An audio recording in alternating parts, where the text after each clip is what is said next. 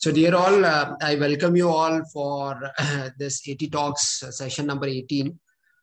Today we have Mr. Suraj Bajaj, who resides in D Tower of 80, and he is the founder and CEO of Collegepond and an expert in this field. Collegepond is a premier online and offline counseling, career guidance, test preparation, and admission counseling outfit. It has a very successful track record in the sense that its students have been accepted by leading international universities with almost 92% success rate. And this and its alumni network now comprises almost 15,000 students in 37 domains across 17 countries. It has also partnered with a lot of top-notch universities across the globe. And to introduce Suraj himself, Suraj has spent a significant part of his life in the US. And so he's, very naturally a right person to really guide us in this matter. And he, having completed his undergraduate dual degree from University of Pennsylvania as a Bachelor of Science from Wharton School of Business and Bachelor of Arts from College of Arts and Sciences, and his MBA from Columbia Business School. He has spent about 10 years of working post his education in leading investment banks and Big Four accounting firms. And post that, he started this venture. And he, having gained so much experience in guiding so many students, we thought it will be great if we can impart this knowledge for the benefit of Ashok Towers and known people. So over to you, Suraj. Thanks a lot for agreeing to take up this session. And we are going to record this session also, and we'll put it on YouTube's channel so that it will benefit others also who are not able to attend physically today. So over to you, Suraj. Thank you very much. Thank you, Anil. Welcome all to this session. Let me just give you a little bit more background about myself. I moved to the US when I was 9 years old. I came back to India when I was almost turning 30. Okay, so I've done my elementary school there. I've done my junior high school. I've done my middle school as well as high school there. I graduated from high school in 3 years. Okay, and spent a semester at USC before transferring to University of Pennsylvania. All right. Collegepond started as a passion project. It was something when I returned back to India, I didn't know anybody. So I started this as more of a hobby, it's more of a passion, trying to help people. And over time, it started growing in numbers, all right? One of my students actually went to sunny Stony Brook. He got into University of Pennsylvania, but could not afford it. So he went to sunny Stony Brook for a computer science, this master's in computer science. Came back and joined me after working 5-6 years at Bloomberg. And we actually started Collegepond as a serious venture. We started with a few students initially.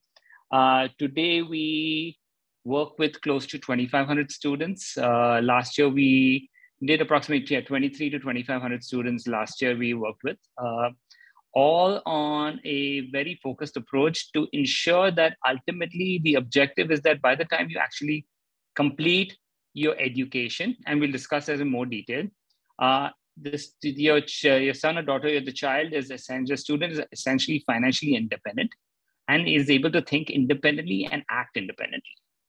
All right. So that has been the focus of our mission, our focus of our goals with respect to Collegepond. Okay.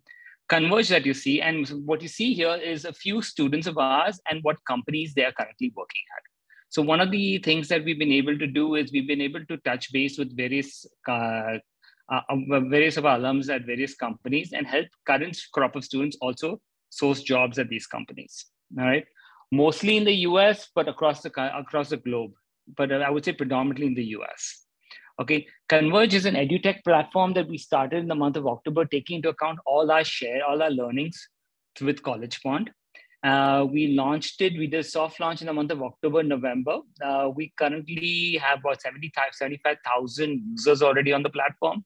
And essentially a platform that's great to understand what are the different career opportunities and learn more so about career opportunities, talking to mentors, talking to other students, etc. So there's a lot of things that we wanted to create an ecosystem so that students could benefit out of it. So that's the whole focus of Converge. Let's go through this. Okay, I've introduced myself, so I'm just going to go through the focus. The focus of today is actually to figure out, a lot of students, a lot of parents are looking at studying abroad. My son or daughter wants to study abroad. Does it make sense? Is it something that we should actually consider doing? Okay, and should we, if we're doing it, should we actually do it as an undergraduate? Should we go to grad school instead, complete the 3 years or 4 years of undergraduate degree, and then pursue graduate school there? So we'll try to tackle all these questions momentarily, but just to give you the agenda, I've introduced myself, so we'll skip through that. We'll talk about first about choosing a discipline, because one of the questions that comes across the board, I would say with about 70 to 80% of the parents, is what should my son or daughter do? Okay, should they do engineering? Should they do business? Should they do liberal arts? In psychology, if they want to do sociology, they want to marine bio, what should they be doing? Okay, so we will actually talk about that specifically. How do we determine what your child is good at? What the child should be actually getting into, and we'll do a few case studies, and you guys probably will be able to answer the question yourself. All right, and then accordingly we'll move forward to understanding what is the purpose of education and whether you should consider undergrad or postgrad, and if you're depending on what you're planning to pursue, they deal with which country makes sense to you, which university, and then how do you build your profile towards the same objective. Okay, so first, the way to look at it is that we need to find out what the end goal is, and then try to create the path to get there. So let's start.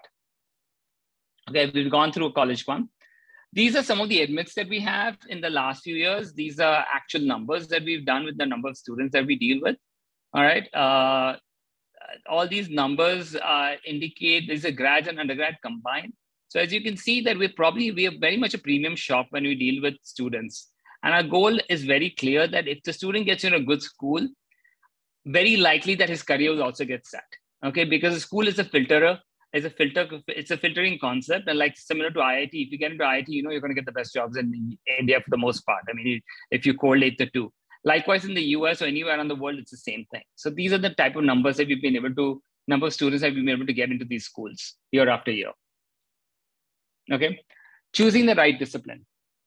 All right. How do you choose the right discipline? Now, many times you come across students and they start saying, I'm not sure whether I should do a BBA, a BCom, a BMS, or I should do an engineering. So the first thing that we really need to understand when we start looking at this is the whole idea of understanding the strengths, weakness, and interests of the student. Okay. Something that we tend to forego as an exercise to do. Okay. We need to understand what is his domain skill set. Okay. Is it the sciences? Okay. Is it English? Is it math? Is it that he's very artistic and creative? Right? Or is it just bio? He loves bio, but he doesn't want to do med. Okay. So what other fields are there related to that? Okay. We also need to understand his characteristics and qualities. Is he the type of person who's an introvert and loves to work independently as an individual? Is he the type of individual? Is he the type of person who believes that when he's looking at objectives, he's not the person who can sit in one place. He wants multiple projects going on. He doesn't want to stick to one thing, but he's the type of person that wants to actually move on. Okay, project after project, and cannot focus on any one specific thing for an extended period of time. So we need to understand, is he an extrovert? We need to understand the personal qualities that drives him. All right. We also need to understand the industry trends at the same time. We need to marry his strengths with industry trends. All right. What do I mean by industry trend? What is happening currently in the world? Okay. As we all know, one of the things that's currently happening is technology. Okay. Technology is reshaping us completely. All right. So I'm a big proponent on the idea that any student or any child at this point in time should be allied to technology going forward in some aspect or the other. All right. So we need to worry about the other trends. What's happening in the world in the field that he's looking at. All right. Or around the field that he's looking at.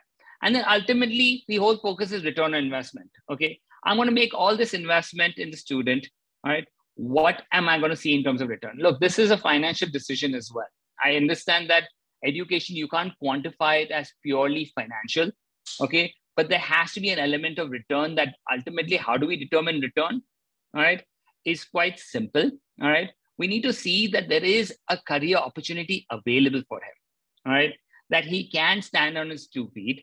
Okay, that he can actually go ahead and become financially independent, and that's what we're looking in terms of return.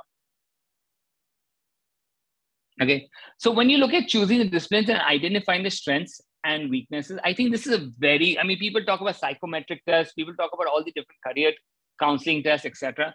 I think the first simple thing that you really need to think about is, what type of individual do I have? Or what type of kid do I have? Is he predominantly a left-brain child? Is he the one who is actually focused on logic and analysis? Okay, he's very strong in math, all right, or the sciences. Or is he the type of student or individual who is very creative, imaginative, okay? Loves the whole idea of being intuitive and the whole idea of being creative,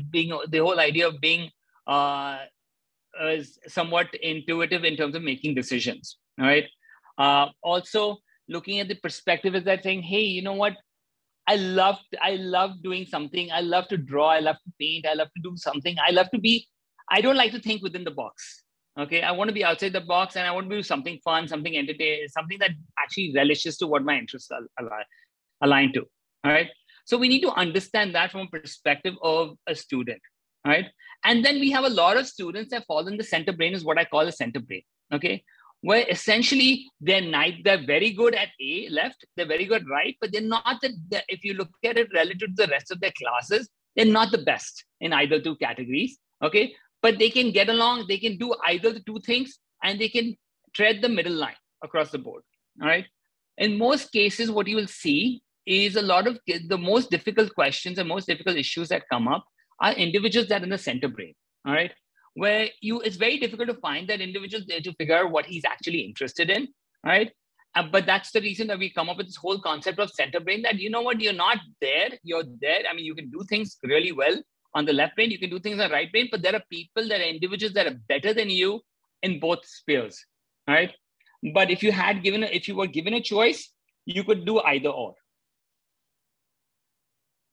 So when we look at that, when we look at the simple analysis of figuring out what type of individual he is, let's go through case studies to see where he is actually looking at. Okay, so case number 1, and these are actually 2 cases that we've come across with a number of students. So give you an idea, okay? Student is strong in math and physics, okay? But does not want to pursue engineering, all right? A lot of students will say, you know what, I'm doing sciences, but I don't want to do engineering. I don't like engineering, okay? So what can you look at, okay? The focus areas, taking into account marrying the industry trends with it, is potentially look at industrial engineering. Industrial engineering, for many who don't know, is an engineering, but it all focuses on optimization of resources, okay? And it has nothing to do with the chemicals, chemical engineering and all the true sciences, but it's all related to math and logic, all right, and linear algebra. The second thing you could look at is data science, something that's really up and coming, okay? You can also look at business analytics. It's not business analytics, architecture, etc. All right? The second case study you can think about is a student enjoying debating, okay, history and psychology. All right. Students come through the whole concept. And when you look at that, what type of student is he? The first case, the student's clearly a left brain, potentially. Okay. Second is he enjoys debating history and psychology. Now he could probably move to the right and center brain. All right. What can you look at is law, international relations, political science. You can look at all these different fields of potential educational focus areas that he can consider doing. All right. The third case study is student is interested in pursuing, student is interested in pursuing engineering, but is not strong in math or sciences. Now, this is a complete flips the first scenario where the student is interested in math, but doesn't want to do engineering. Yeah, he wants to do engineering, but is not strong in math or sciences. So what can he look at? He can definitely look at something related to business analytics, or could look at potentially information systems as a potential field. Each of these fields that I'm talking about has potential for a student once he graduates from college, okay? The last scenario is student has pursued a BMS and wants to do his master's abroad, okay? A lot of students actually consider doing their master's abroad as opposed to the undergraduate. What can we look at? We can potentially look at finance, marketing, investment management, MI, business analytics, etc.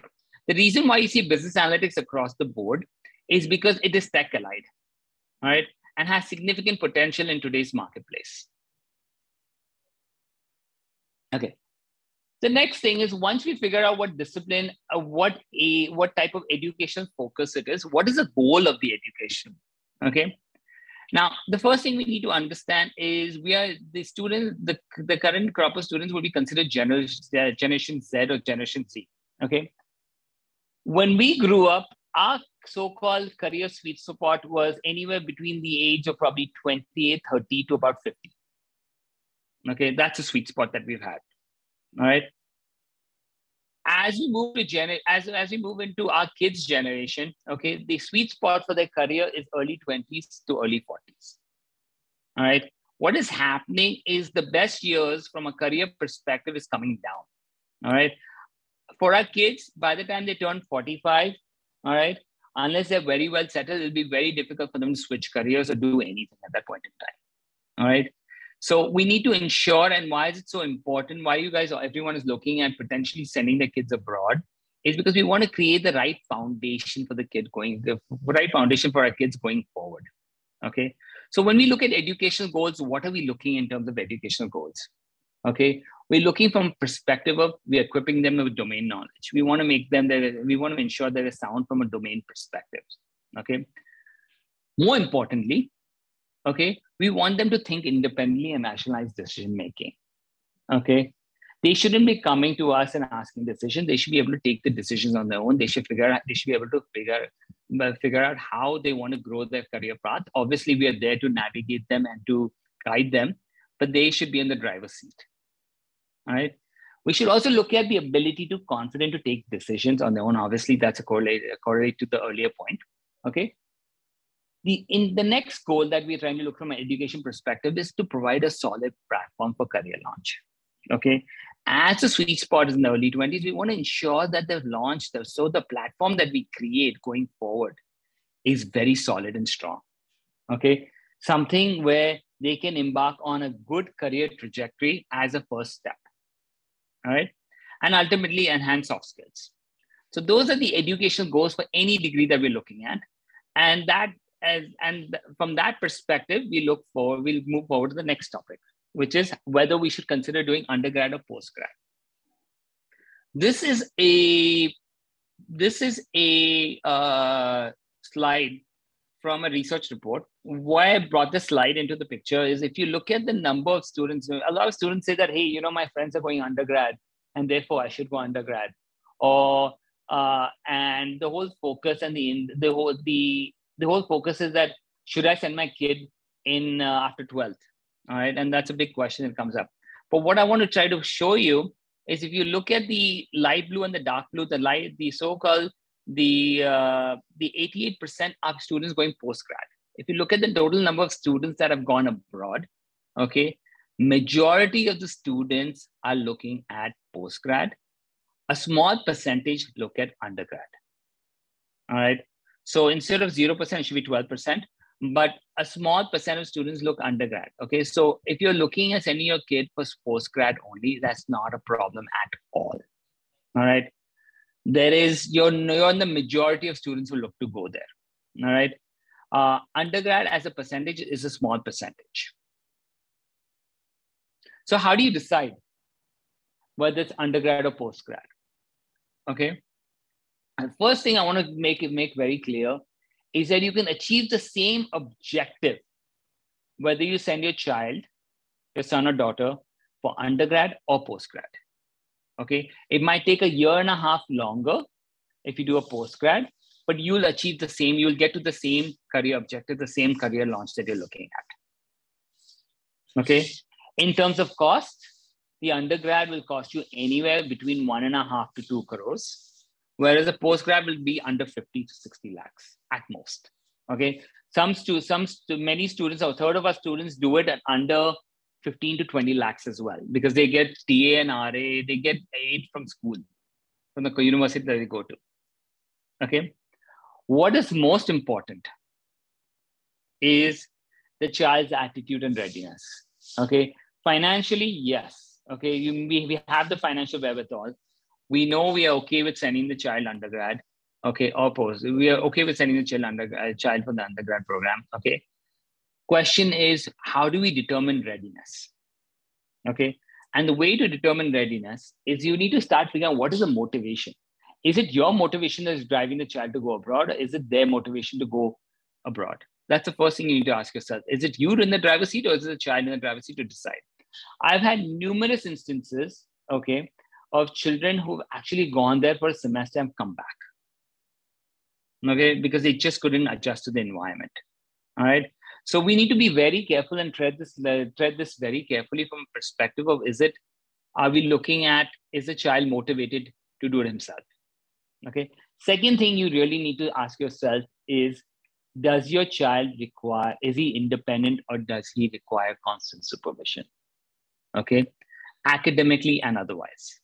If you believe that he requires constant supervision at this point in time, all right, for whatever reason, all right, it doesn't make sense to send undergrad. He just needs to mature a bit more, and then we can shoot for postgrad. Okay. The third thing, and the most important thing I would also say is equally important, is, does your child easily adapt to new surroundings? Okay. He's leaving his nest egg. He's leaving his comfort zone. Okay. Is he an individual who can adapt to new surroundings? All right. And this is because it's going to be his support system is going to be in friends that he develops there. It's a melting pot. All right. Is he the type of person who makes friends easily? All right. Can he handle a new surrounding? If you believe that not to be the case, think twice whether you want to send him for undergrad. All right. And you may want to consider him postgrad, because by the time they finish the undergrad program here, we've seen a lot of students from an undergrad perspective. Hold on 1 second. Hello, can you hear me? Yes, Suraj, yes. Okay. By the time we've seen a number of students that have come to us for undergrad but decided to do postgrad, they mature over the years. And when they mature over the years, okay, and then they start taking the decisions on their own. And we need to understand whether at that point in time, they're quite comfortable because they've already started going to a college setting where it's a very independent setting in itself. Okay. And last but not least, which is also there, is a child academically focused. If he or she is not academically focused right now, it might be worthwhile to wait. All right. When you look at, once you decide whether it's undergrad or postgrad, you need to figure out which country makes sense for you. Okay. In many cases, what we see is a lot of students who actually go there tend to work there and tend to immigrate into the country that they're working in. Okay. So one of the things that we need to start considering is, what is a work permit and stay back option from a perspective. Even if the student is actually looking to work there for 2 to 3 years, 2 to 4 years, okay, or 5 years, up to 5 years, we need to make sure the stay back option is there. We also need to worry about the cost of education, but more as what is the total cost going to be for us? Okay, what's the scope in that industry, scope in that country, okay, for the career that I intend to choose? So we need to take into account various parameters when we look at country, all right? And that is going to be very important, specifically when you're looking at specific fields. So for example, if you're looking at a master's in mechanical engineering, one of the countries you will look at is potentially Germany. Okay, you would also look at Sweden. All right, something that we normally don't look at. We look at US, Canada, UK, but equally good in addition to US would be a Germany or a Sweden when you look at mechanical engineering. So we need to start taking that into consideration when we look at country to see what's the ultimate scope for that field. Because it's very clear that what happens invariably is the country that you work, the country that you attend college or university in is a country you're going to be working in, okay, other than the EU, all right? And that's what we need to keep in mind, that we need to make sure that the country that we are actually planning to work in is a country we attend university in. We also need to choose the right university, okay? Now, some schools, not every school there's not one size fits all, so to speak. right? We need to take into consideration some students are very happy with small schools where they want the student to have faculty interaction. Okay, they don't want a large city. They don't want to work in it. They don't want to be in a metropolis. They want a campus set. All right. Other students like my son, he's more interested in saying, "Hey, I want to go to New York City. I want a big city life. That's who I am." So we need to make sure that we are able to understand the students' attributes, qualities, and try to connect him with the right type of environment. Why is it that important? Is because ultimately at the end of the day, he's moving into a new surrounding. And we want to make sure that he can easily adapt to that surrounding. All right. So we also need to look at from a co-op setting, the research opportunities that are available at school, the job opportunities. So these are some of the variables that you need to start considering when you're actually looking at identifying a university. Okay. How to build your profile. All right. Something that a lot of parents are currently considering, especially if the kids are the 9th and onwards, whether they're moving, whether in the IGCSE curriculum or the ICSE curriculum or the CBSE curriculum. Okay. How do you build your profile? Okay. There are various things that can build your profile. Some of the things I've listed down. Okay. But ultimately, profile building is not a one-day affair. What I want to point out is profile building is not a one-day affair. It takes time to build. Okay. The longevity of the activity or the duration of the activity, the longer the duration of the activity, the better off it is from a profile perspective. Okay. So for example, if you're going to do an event that is essentially a 2-day or a 3-day event, okay, and that's what you consider an activity, that won't work as much as if you've done something like teaching a underprivileged child or working at a community organization in your area for a period of 3 to 6 months. Okay. They also want to see, so they want to make sure that the longer that you've been associated with a community service or a club or whatever reason, whatever thing it is more important to them than a 1 or 2-day exercise, right? From a profile perspective, all right? But the question is, the whole thing that when you come to building a profile is we need to start thinking from a perspective of what actually makes sense for the individual, okay? It's not that we need to have everything on this list, this laundry list, that one has to complete or has to do, okay? We need to figure out what makes sense. So when we look at that, we start looking at when to start building profile and how do you do it, okay? The first thing that you need to do is you need to decide where you are currently, okay, what you've done to date. You need to also identify what you intend to do, okay? What is your educational goal? What is the specific focus that you have, all right? We need to understand what you intend to do, okay? Hello? No, Suraj, carry on. I think it is just some disturbance. Just a minute. Okay. So we need to figure out what the ultimate goal is. So for example, if our ultimate goal is computer science, okay, then it may make sense to do an internship related to the field that you intend to pursue, okay? Or start learning a few courses in Python, all right? If your objective is that, you know what, I want to do data science type of work, then maybe you should also learn something called Tableau or Power BI, all right? In addition, learning Python and SQL, all right? So we need to understand what specifically you're doing. If you're thinking of doing business, what type of business are you looking at? Are you thinking of doing marketing? Are you thinking of doing finance? Are you thinking of doing operations, all right? Or accounting? If you're not clear, let's start exploring various facets of that, all right? So we need to understand specifically what you're interested in doing and accordingly then start building a profile to that from a perspective.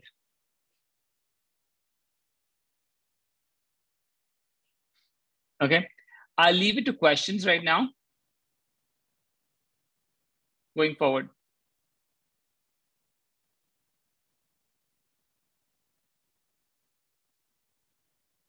Any questions?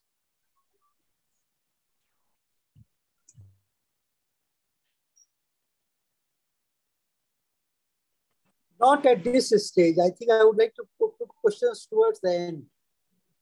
The presentation is over, so if there's any specific questions that you may have. You know, my granddaughter is doing 10. Then, in fact, we were wondering, but I do not know what kind of support you can give to us. what kind of support we should look for. We don't know actually which area she's interested in. She's very good in studies by and large, but still we don't know. Okay. So the way we work with our students is that we don't believe in providing support only from an application perspective. Okay. So our connection with our student lasts till he actually ultimately gets a job in the country that he's going to. Okay. So, because what we've seen over the years is that when we look at students, and personally, even me for that matter, okay, I needed equal amount of guidance once I was in university there, because there's so many choices that were there. Okay. So I needed to understand, I needed someone there to help me out and navigate and tell me, hey, this is right or this is not right. Okay. So we are constantly there from a sounding board perspective from the time he joins, from the time that we help him through identifying his career goals, okay, which is discipline, to the time we get him to a specific university, to the time ultimately he looks to get a job. And if he needs any connects to get a job, we'll be there with him, including the 4 years or 3 or 4 years that he's there in terms of selecting the courses that he's in.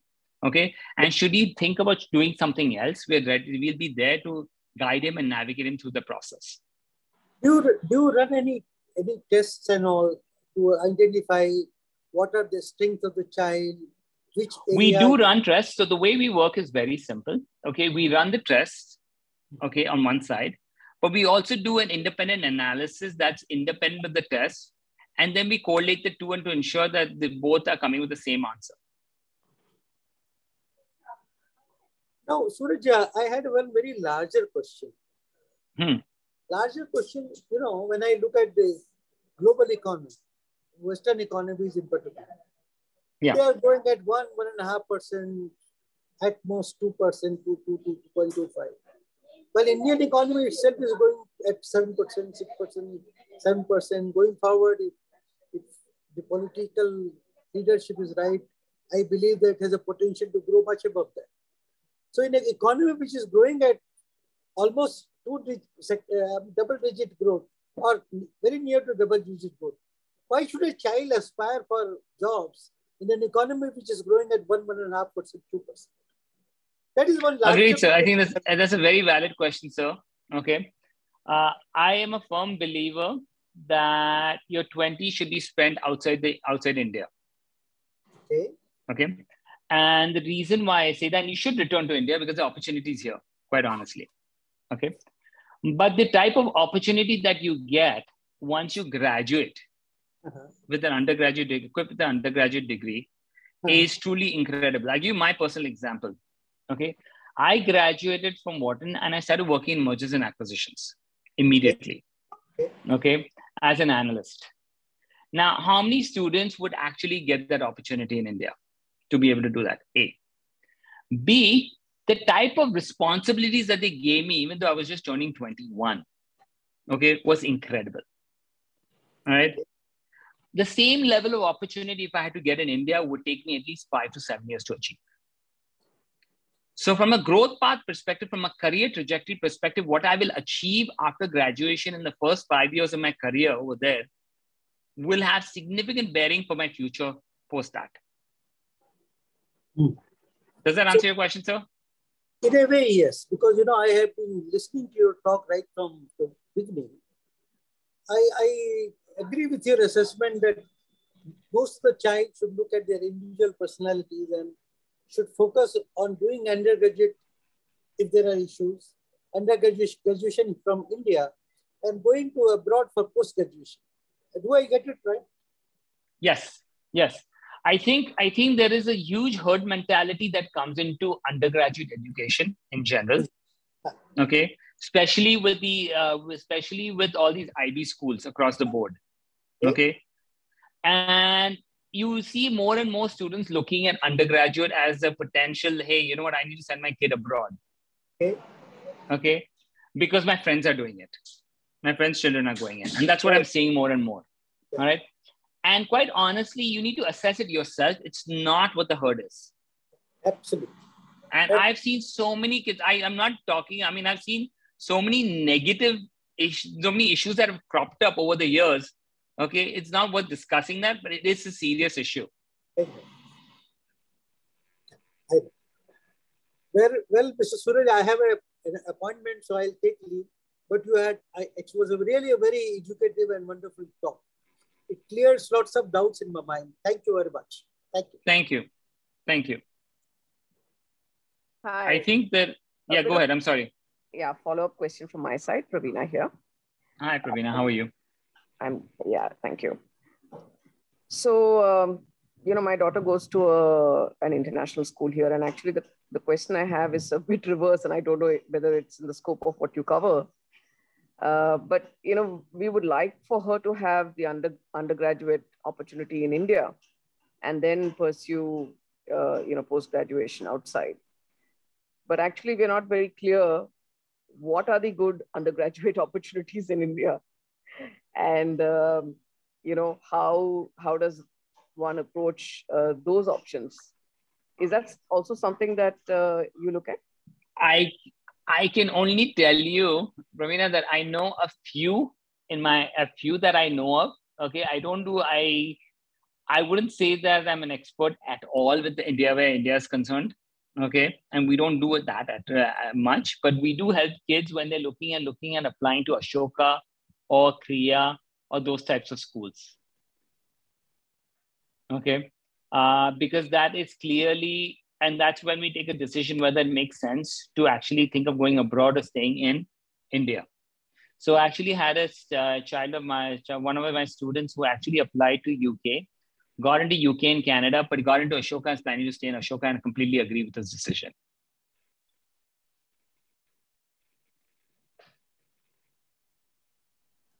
So those options seem to be very, very limited, right? Yeah. The thing is that the problem in India is that options are limited in nature. The other thing you have to keep in mind is if your child doesn't know what he wants to do, okay, then potentially sending him abroad, especially in the US, makes sense because he'll be able to find his own identity and what he wants to do or what he wants to pursue. In India, the biggest issue is that you need to choose the course that you're planning to go to before you actually apply. And there's very little leeway to move things around, other than these new universities that have cropped up.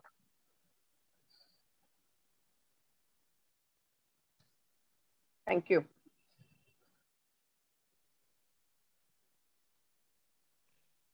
Okay, next question. I don't have chat. Oh, I do have chat. My son looks to be interested in, okay, let me just go. Rashmin, do you want to get on the video and ask a question, or should I just ask the question myself? I think I put it on the chat so that everybody can read it. Okay, then go ahead and ask now. Actually, my son is in the 10th grade now, and he is an average student academically. But when it comes to design or marketing, that seems to be his forte. He's definitely not a math and a science student. He's a borderline dyslexic child for mathematics, actually.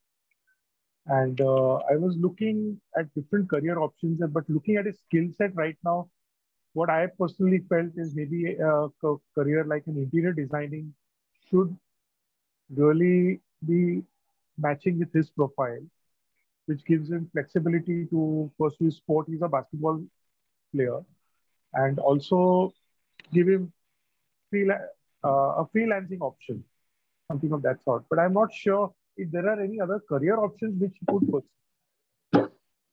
And as you Rashim, said, what I would tell your son to do right now, okay, just briefly, just looking for what you tell him to start looking at human-computer interaction. Human-computer interaction. Yeah, HCI. Okay. Okay. HCI is a interdisciplinary field. Okay, and let me just explain what HCI is all about.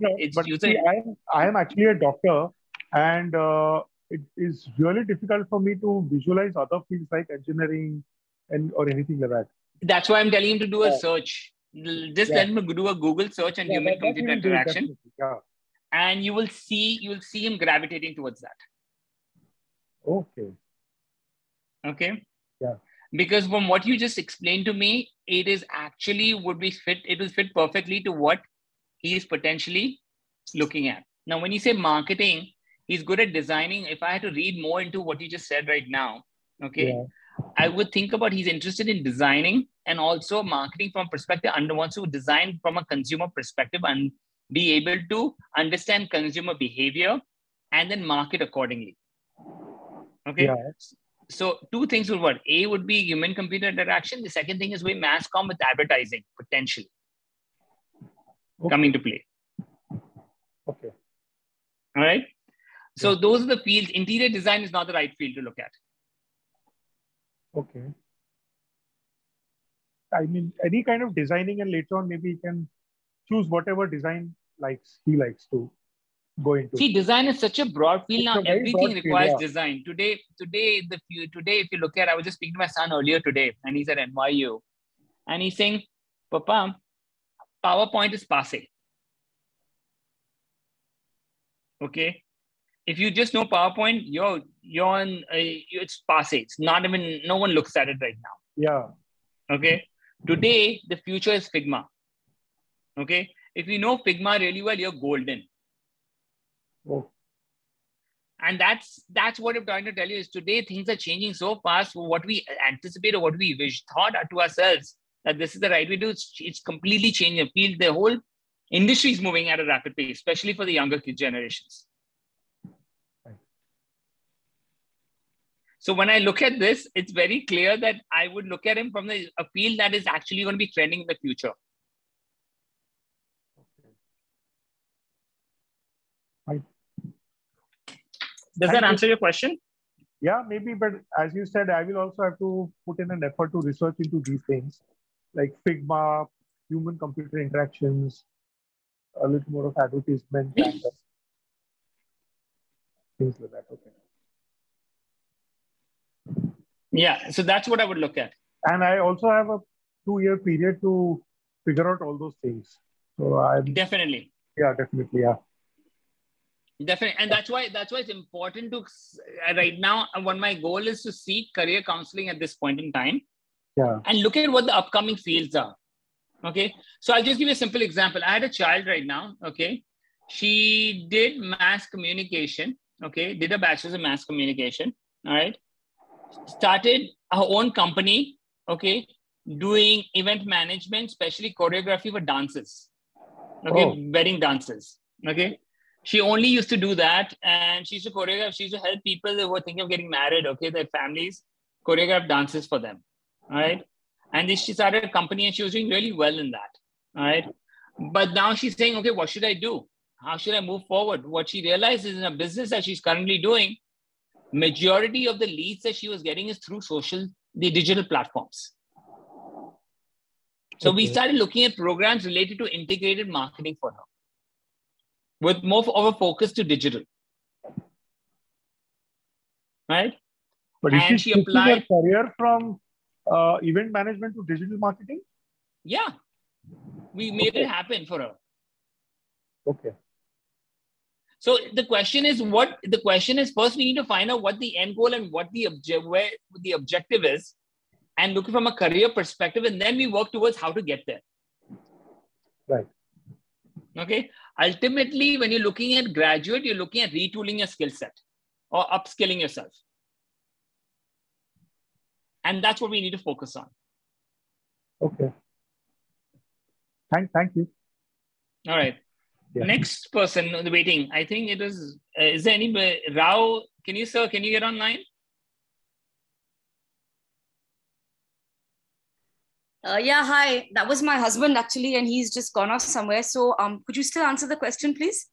Yes. Is undergraduate engineering better in India or abroad? It depends on what type of engineering that you're planning to do. I personally see, and I personally believe, I'm a strong believer that if you're going to do undergraduate education abroad, you should not do a master's abroad, okay? But you should consider doing an MBA post that.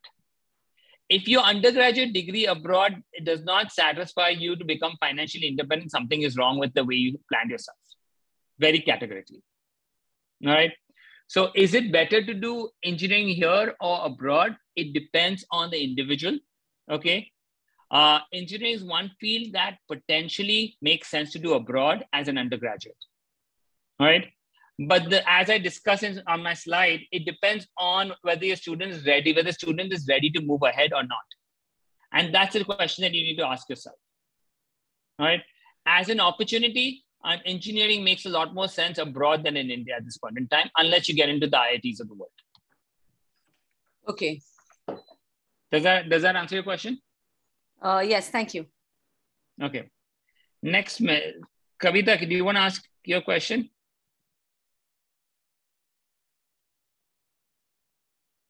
Hello?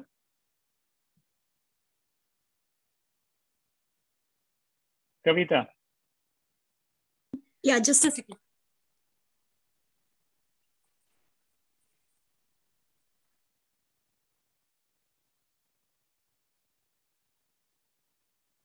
Shreya, you want to move to yours till Kavita comes on board?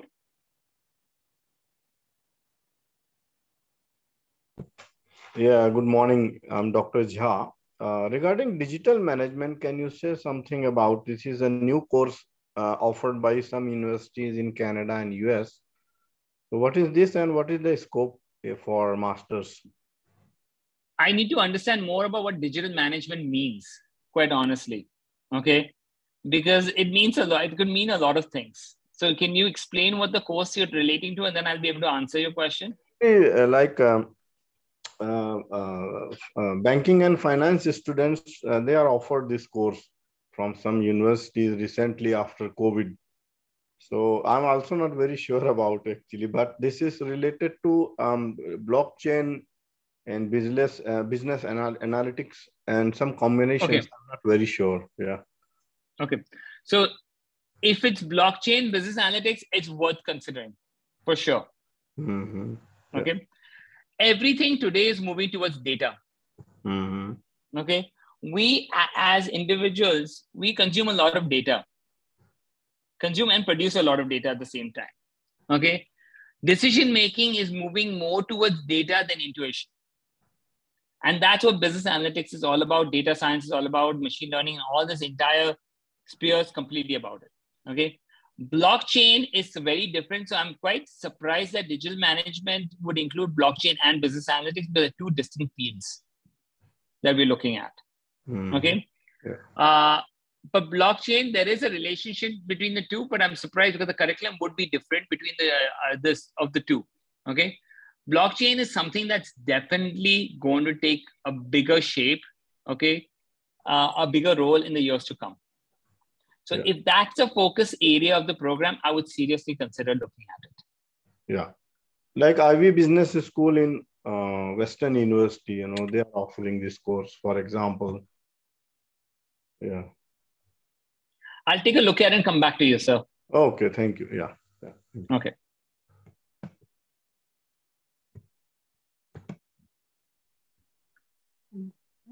Okay, Purvi, or is it Kavita?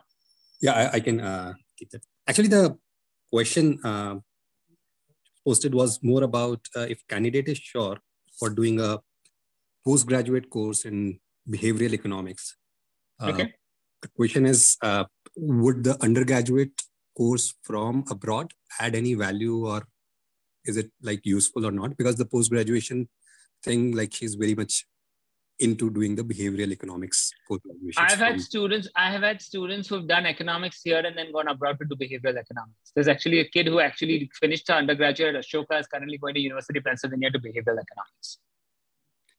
Yeah, that's the one stream, and that's where the question is, is there any advantage of doing it from US, or is it equal to do the undergraduate here and postgraduate from in the stream?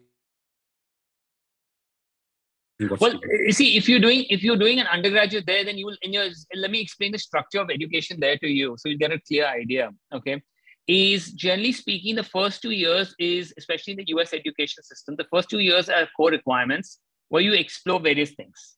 The third and fourth is the period of specialization. All right.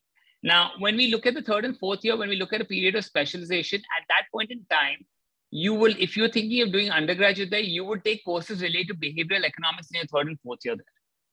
Okay. Generally speaking, your higher level courses that you take as an undergraduate is cross-listed with the first year courses as a master student.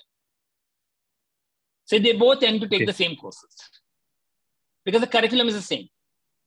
So if you're going to do your undergrad there, then you don't necessarily need to do a master's there at all. Then you consider doing an MBA post that. Okay, sure. Yeah, that's what's the question. Does that answer your question? But if you've done your undergrad here, then it makes sense to do your master's there. So for example, there was a child that I dealt with. He actually finished his 3 years from Xavier's, did economics and statistics as an undergraduate here. Okay. Now keep in mind, US requires 4 years. So he went ahead and did the 1-year diploma program at Ashok University. Okay. Got a job at Axis Bank, paying a decent amount of money. Decided to work there for a year so he could save some money, and then applied and got into Yale and going there for developmental economics. Sure. Thanks. Yeah. So the objective the point that I want to make is you'll get to the same point, okay, whether you start as an undergraduate or graduate. That is very clear. Yeah, that was the question. Thanks. Next question.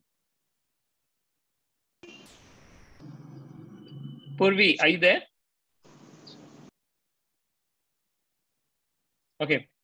So she can't switch her audio video right now. Okay. But my daughter is going to LBS for her MBA this fall. She's been running her own mental health startup for 2 years. She's now confused on what career route she should pursue post her MBA. Career, product, or tech? Any advice on how she should be thinking through recruitment? At this point in time, Purvi, my suggestion is first let her go to LBS. Post the time that she's in LBS, she's going to start networking with a lot of people. It will give her clarity with respect to what she really wants to get into. Okay. And it's going to be a function of how she networks there in the various networks there at LBS. Okay. And what I would strongly encourage her to do is start meeting alums, okay, in all 3 spheres, especially consulting, product, or tech. Now, what is really becoming really big going forward is product management. All right. So given the fact that she's done a mental health startup for 2 years, it might make sense for her to look at consulting or product management, but it depends on what she's really interested in. It's too early to tell, and it's going to be her who'll be able to decide. She's more than welcome to connect with me when she's there, and I'll be more than happy to help her on that. Okay. The next question is Gansham. I'm sorry, I'm not reading. I'm wearing my glasses. What's right grade age to start counseling for undergrad study? The best time to start counseling for undergraduate is either in the end of 9th grade or beginning 10th grade is what you're looking at. The reason I say end of 9th grade is because if you're planning, depending on what you're planning to do, most of the IB schools have the admissions in the early part of 10th grade. Okay. So we need to understand what the objective is. Okay. And then accordingly, try to find the right school. At the end of 10th grade, beginning 11th, you'll have to choose your IB choices. So you should be ready with that. The second reason why you want to start then is because anything 9th grade and post 9th grade, 9th and onwards, okay, the profile building starts 9th grade and onwards. Okay, this will help you to actually start planning your, building your profile for the application from an application perspective. I'll give you 4 years to do that as opposed to 2 years to do that if you start doing it in 11th grade. All right. So it's big proponent to start early and then move ahead with that. Okay. Tasneem, what are the options after an undergraduate in mechanical engineering? There's quite a few options available, Tasneem, and mechanical engineering. The 2 that are really kicking in right now, okay, one is robotics, okay, mechatronics, all right. You can also look at computational fluid dynamics or design, simple mechanical design, all right. But what I'm seeing more and more, a lot of kids are moving towards robotics at this point in time. Go ahead, Tazim. I'm sorry you're there. Okay. Hi. Hi. Can you hear me? Yeah, I can hear you. Okay. My son is in his 3rd year of mechanical engineering right now. He's pursuing it from DJ Sangvi. Yeah. So we are looking down for his master's. So, I mean, he's applying for his GRE this year. Okay. And now, as you said in the conversation, in the presentation in the beginning, that for students who are pursuing mechanical engineering, Sweden and Germany are very good options to look at, right? Yes. Okay, so now, I mean, my son is more keen on US, but I would really want to get a clarity about what would be a better option when you are looking at the fields, what you suggested right now, because, you know, me and my husband don't come from a technical background at all. So we are so very confused as to how we can help him out. Okay, so basically what I would do is I would be country agnostic when I look at programs. Okay. Okay. The reason I say country agnostic is because when we apply with any child, we apply to different countries. Right. Then we look at whatever makes sense from a career perspective. Okay. Okay. What is the field that will give the best return on investment? Okay. But in terms of the fields that you mentioned, a post-mechanical, I would definitely look at the fields that I just mentioned to you at this point in time. Okay. And if we are looking at US, I mean, supposingly, then are there good options as compared to the 100%. Okay. 100%. A lot of students do look at US as well. I just give you an indication that the reason I brought this mechanical, looking at Finland and Sweden and this, what do you call it? Germany, saying that the reason why I mentioned that is because don't look at only US. Okay. That was the point I was trying to make, is that you can't only look at US because there is enough opportunities outside of US as well. Okay, sure. Thank you so much. That really clears my thought. Thanks. All right. Thank you. Thanks. Okay. Sorry, but what are the new things? Figma is the thing that I just mentioned. Dr. Hashim, it's Figma. Okay. Next question. My son is going to complete his ISC. He's very intelligent, analytical, and compassionate. He's not in academic focus, but hands-on person interested in mechatronics and robotics. If he's thinking of, Bala, are you there? Yes, I am there. You want to ask your question and continue with, just explain it further? Yeah, basically for mechatronics or robotics perspective, whether what are the options we can consider in India or in abroad? Manipal is very good, Bala. Okay. Manipal is very good. I know a lot of kids who are actually doing mechatronics and mechatronics in Manipal. If you're looking in India, okay. If you're looking at abroad, you can go. You can always focus. You can decide your focus as you move forward. Once you're there, all right. If you look at robotics, what is robotics? Robotics is essentially an interdisciplinary program that actually takes that draws from computer science. It draws from electrical engineering and mechanical engineering. Okay. So what happens when you do robotics from a master's perspective is that you have people coming from all the three different branches. Okay. Why students like it is because, quite honestly, if you're a mechanical engineer, but you want to learn a little bit of computer science, this allows you to do that. Okay. Okay. I would encourage you, there is actually a seminar, a webinar that I did about robotics. If you go to the Collegepond portal on the YouTube channel, there's something that we discuss with students actually working in the robotics field there. Okay. And it will be a great thing too, because they started, I think they came up with a mechanical undergrad, and you'll be able to just see the whole process through how the future takes him if he's looking at mechatronics and robotics. But invariably, you need to be academically focused, something that you can't go away, that's something you can't run away from. Correct. Yeah. Because quite honestly, grades do matter at the end of the day. So that's... Thank you, sir. Yeah, I'll look at the webinar, what you mentioned. Okay. Rashman, sorry. What further can be pursued for civil engineering future? What is your question specifically? I have an elder son. He's in the first year of civil engineering right now. Okay. So I was just wondering what can be the newer things coming to civil engineering. So what a lot of students do once they actually graduate out of civil engineering, look at construction management. Yeah, that is already seen. Okay. The other thing is within civil is structural engineering. But the other thing that a lot of students actually start considering is also engineering management. move away from civil engineering to something that's more broader, that uses the skills, the engineering skills, but it's more managerial. It's like a quasi MBA. Yeah. So those fields are definitely available. Yeah, those things are available. That is already seen. Okay. So those are where you're actually looking at. The other fields that you can potentially look at is real estate as well. Real estate development. Okay. All right. So there are options available post civil engineering. Quite a few options. Yeah. Okay. Thank you. You're welcome. Anything else? Suraj, yes, I have a question. I'm Anurag this side, and I have a question on your area of operations. But before I ask the question, I have a quick comment on the initial question which Mr. Purwar asked. Why India or why should the students go abroad?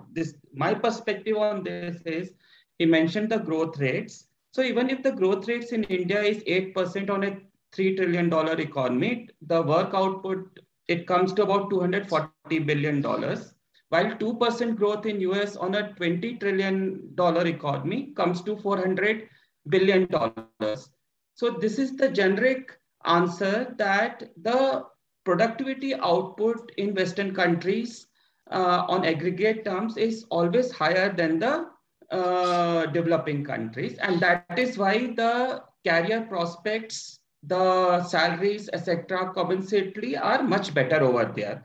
There is a second generic answer which I want to give for the benefit of all the parents here, which is that in India we are $200 million jobs short. This is as per the CMI estimates, which is 20 crores job short. So this leads to a lot of underemployment and or underpayment in salaries.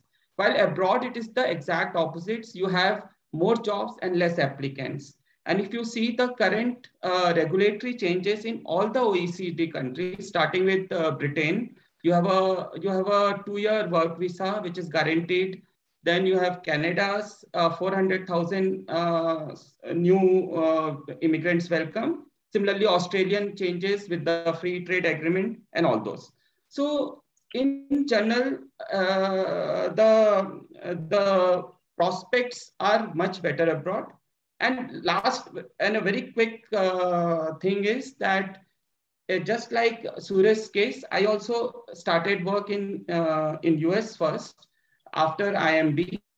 And I was so amazed that I got to know so much of new things. That was way back in 92. And I'm sure that generations later, it is the same thing. So it is very, very important to focus the best and the brightest. It doesn't matter for our children, whether they earn here or abroad. Ultimately, it is for the benefit of the students themselves and their families, and of course, the motherland.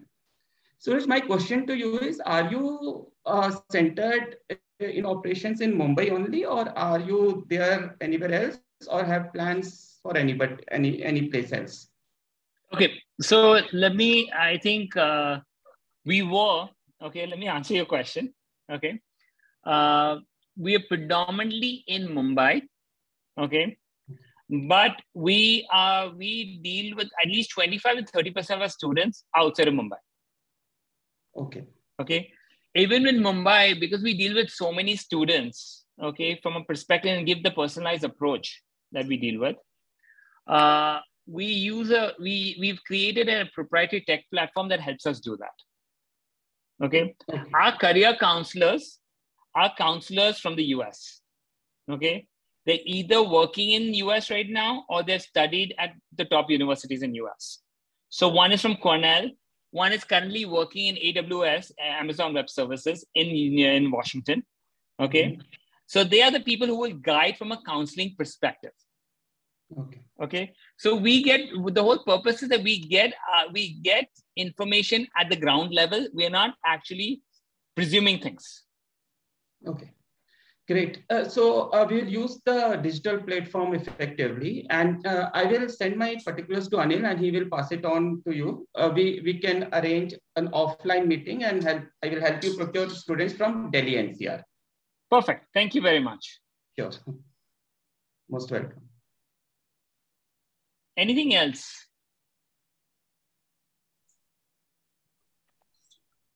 Did I answer the questions? I think I did answer all the questions, if I'm not mistaken. I think Kavita's question is still answered. That was the only point. Which one is it? I'm sorry.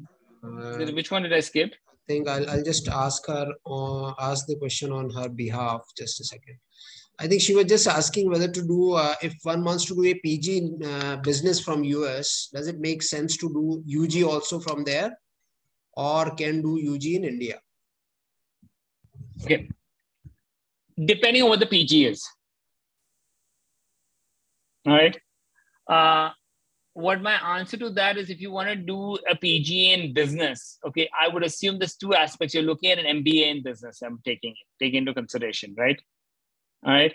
If you're looking at an MBA if you're looking at doing an MBA as for your master, your final degree, you can do your undergraduate in India or US, but it depends on what type of program, what type of school you're planning to go to, and what you're specifically planning to pursue as an undergraduate. Okay. So I can't answer the question in certainty, but I can only tell you that if you can send him as an undergraduate in the US, it does make sense, okay, more so than doing it here, depending on what he's planning to pursue. And I'll give you just a couple of answers for that. If he's planning to actually pursue engineering as an undergrad, it's better to send him to the US as opposed to here, especially computer science. Because what happens is when you're looking at an MBA application from India, okay, a lot of engineers apply to the top schools. How do you differentiate one student versus the other?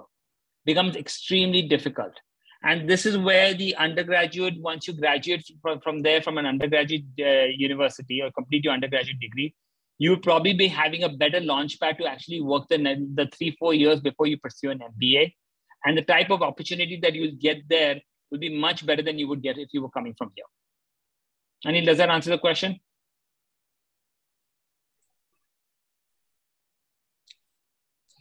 I think she's not there. Anyway, so... Hi, I just have one question, Suraj. Aditi here. Yeah, Aditi.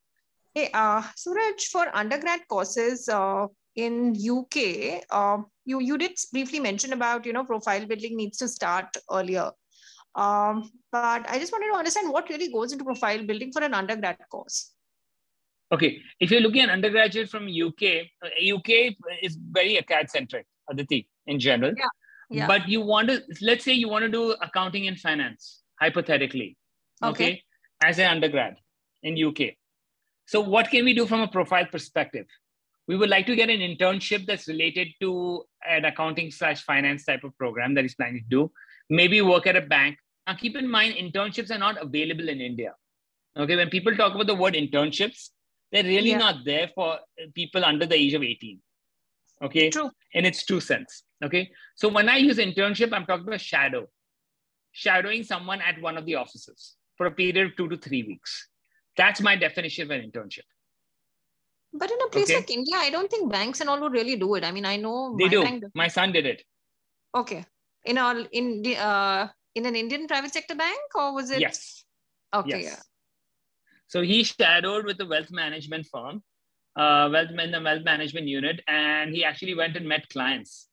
So you got an understanding of what clients look at. Okay, interesting. From that perspective. Okay. Secondly, you can look at doing a research paper that's related to it. Okay. Something related to accounting finance. You can also dabble and understand the equity markets for that matter. Okay.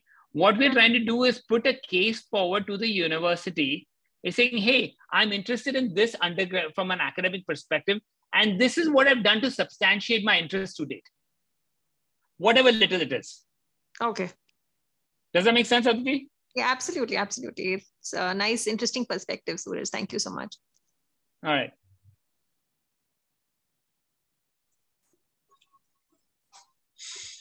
So I think, Suraj, since there are no further questions, we can probably end the session now. I want to thank you, Suraj, on behalf of all the participants for taking up this session. It was a great session, clearing a lot of doubts and providing a lot of information on this very, very important topic for anybody, actually. Whether we are parents or grandparents or whosoever we are, it's always a very important point to how to educate our children the best. So thanks a lot, Suraj, for this. And thank you all the participants for attending the session. Next 80 talks we will have on first aid. How do we prepare ourselves for first aid? And there will be a doctor from Global Hospital who will be taking that session. So I'll share the details later. Thank you very much, Anil. Thank you everyone for being part of this. Thank you all. Bye-bye.